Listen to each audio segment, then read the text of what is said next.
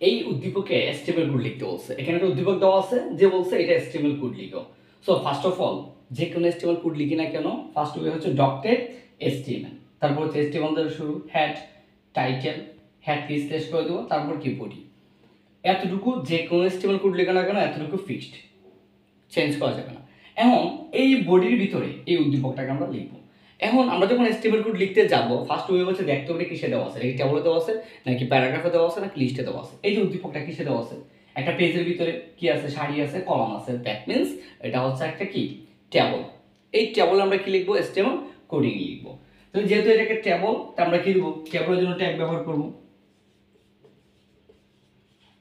Table border equal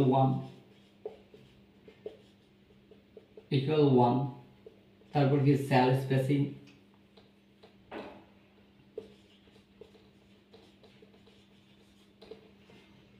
sell spacing equal 0।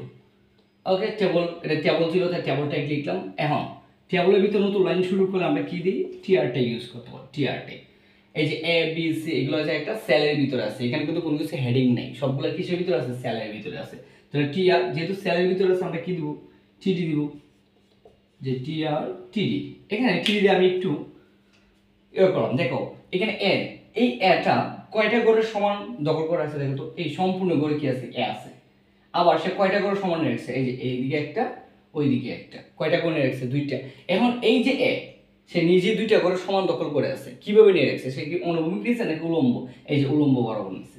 তাহলে উলম্ব বরাবর হইলে, লম্বা লম্বি হইলে সেটা ক্রস স্পান হয়, আর অনুভূমিক হইলে সেটা কি হয়, রস স্পান হয়। তাহলে দেখো তো এই যে এ, সে নিজে কয়টা ঘর দখল করে রাখছে, একটা 2টা ঘরের সমান দখল করে রাখছে, আর সে লম্বা লম্বে ওই জন্য একই কলস পানে আছে। তাই আমরা লিখবো যে টিডি COLS ক্লস 1 ইকুয়াল 2, 2টা ঘর নিয়ে রাখছে, কে নিয়ে রাখছে, এ নিয়ে রাখছে।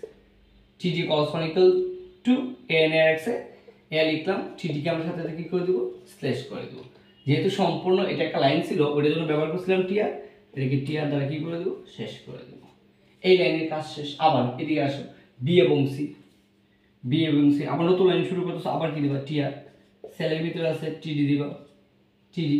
এই যে বি আছে দেখো তো, বিটা কিন্তু মধ্যে নাই, একেবারে বাম দিকে চেপে আছে। কোনো কিছু যখন একেবারে বাম দিকে বা মধ্যে থাকে তাহলে আমরা যখন লিখতে পারি যে টিডি অ্যালাইন ইকুয়াল,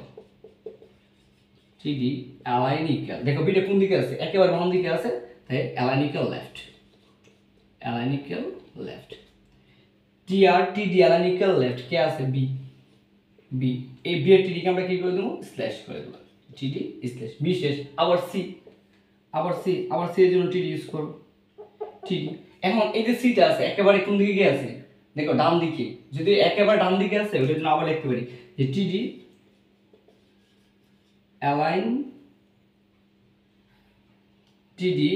ইকুয়াল কোন দিকে, ডান দিকে, তার মানে কি রাইট, অ্যালাইন ইকুয়াল রাইট। তারপরে কি টিডিকে আমরা কি করে দেবো, স্ল্যাশ করে দেবো। এই যে এই সারির কাজ শেষ, যেহেতু এই সারির কাজ শেষ, সরি কে নিয়ে রাখছিল, সি, তারপর টিডিকে আমরা কি করে দেবো, স্ল্যাশ করে দেবো। তাহলে এই সারির কাজ, যেহেতু এই সারির কাজ শেষ, আমরা টিআর দ্বারা শুরু করছিলাম, এটাকে কি টিআর দ্বারা শেষ করে দেবো, টিআর দ্বারা শেষ করে দিছি। দেন হচ্ছে দেখো ডি, এই যে এই সারির ভিতরে আমরা প্রবেশ করবো, ডি এর ভিতরে আবার টিআর, তারপর হচ্ছে টিডি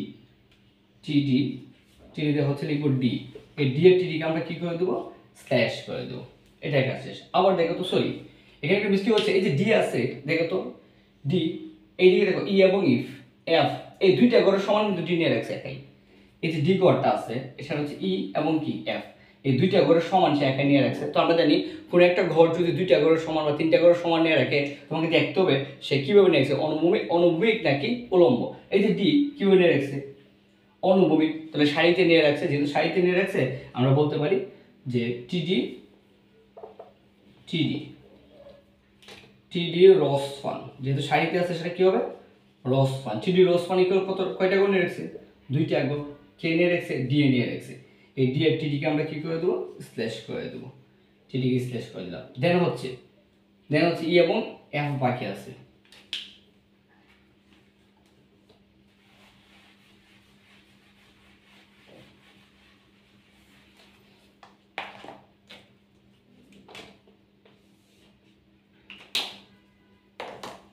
এখন দেখো ই এবং এফ, তাহলে তারা কিসের ভিতরে আছে, সেলের ভিতরে। আবার যেমন টিডি ই, টিডিকে আমরা স্ল্যাশ করে দেব। দেন হচ্ছে আবার টিডি, এই যে এটা লিখবো এখন টিডি কি আছে এফ, এফ এ টিডিকে আমরা কি করে দেবো, স্ল্যাশ করে দেবো। এই লাইনের জন্য আমরা টিআর দ্বারা শুরু করছিলাম, এটাকে টিআর দ্বারা কি করে দেবো, শেষ করে দেবো। তাহলে বেসিক্যালি আমাদের উদ্দীপকের কাজ শেষ। যেহেতু উদ্দীপকের কাজ শেষ, সেকেন্ড ওয়ে হচ্ছে কাদেরকে ব্লক দিয়ে নেই, আমরা কিন্তু টেবলকে ব্লক দিই নেই। কিন্তু এইখানেও টেবলকে ব্লক দিবা, টেবলকে ব্লক দিবা। দেন হচ্ছে কাকে ব্লক দিবা, টেবলকে ব্লক দিবা। দেন কি বডিকে ব্লক দিবা, যে বডি স্ল্যাশ তারপর হচ্ছে কি HTML স্ল্যাশ, HTML স্ল্যাশ। আর আরেকটা বিষয় হচ্ছে তোমরা যে টাইটেল লিখছিলা, দেখো এটা তো উদ্দীপকটা শেষ।